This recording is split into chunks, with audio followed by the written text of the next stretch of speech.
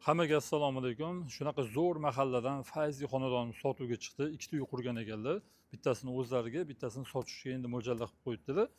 Mahallamizdan bitta ko'ringlar. Elitniy mahalla, polniy asfaltda bo'lgan, hamma kommunikatsiyasi yengil, tupik mahallada joylashgan. Uyimizni ko'ringlar. Tashqi tomondan ham ancha fayzliligi bilinib turibdi.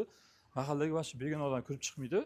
Bismillah, kirib kelar ekanmiz. Katta darvozaxona, uyimizni fasadiga o'zingizlar bitta baho beringlar. Chiroyli, akkuratniy, oppoqqina, juda ham skromniy qilib qurilgan uyimizni. Darvozaxonamizni ikkita mashina menimcha qo'ysa bo'ladi yonma-yon qilib. Tak, bu yoqda yozgi oshxonamiz joylashgan, yonida hovli uchun hojatxonamiz ham bor. Ikkita chetda chiroyli zelen zona qilib qo'yilgan, o'sha daraxtlar ham mana kichkina bo'lsa ekib qo'yilgan. Atroflarida chiroyli suv ketadigan ariqlari ham akkuratniy qilib qo'yilgan. Uyimiz 3,5 sotuv. Shunda Tuzel postdan где-то 800 metr o'tganda o'ng qo'lda Chinor mahalla bor. Shu mahallada joylashgan tupik mahalla. Uy ichiga sayohat qilamiz. Qani ketdi. Ichiga kirib kelishimiz bilan chiroyli kattagina tambur quti bo'ladi. Ikki tabaqali eshiklar ham qilingan hammasi. Issiq sovuq kirmasligini alohida e'tiborga olingan. Kirganimizda o'ng qo'lda katta shkafi bor, stroyniy kiyim idish uchun va chap qo'lda pufik zona.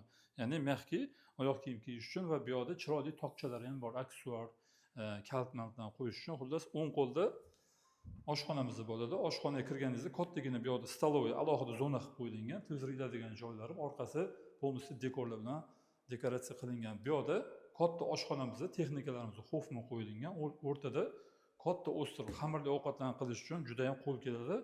Mazza qilib taom pishirishga juda ham zo'r joy bo'lgan va bu yoqda alohida tema podsvetkali qilingan, polностью idishlarni taxlab qo'yib, juda ham chiroyli joy bo'ladi. Yopsanglar o'zi chiroqlari ham o'chadi. Tak. Terma datchiklari bor, suvni kontrol qiladigan har bitta xonaga alohida qo'yilgan. To'g'risi bo'lsa, kattagina zalimiz bo'ladi. Zalimiz juda ham chiroyli.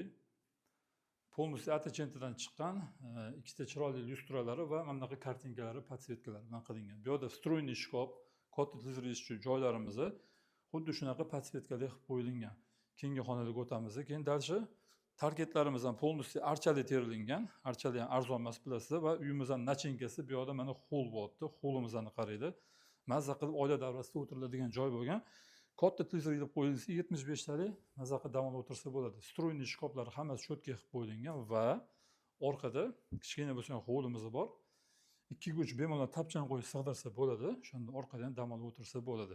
Endi birinchi qavat uchun umumiy yuvinish xonasi, dushovoy kabina, installyatsiyali unitazda hammasi akkuratniy qilib qo'yilgan, xudo xolisa. Bundan keyin master spalni, ya'ni o'zining ichida alohida garderoblari ham bor. Marhamat.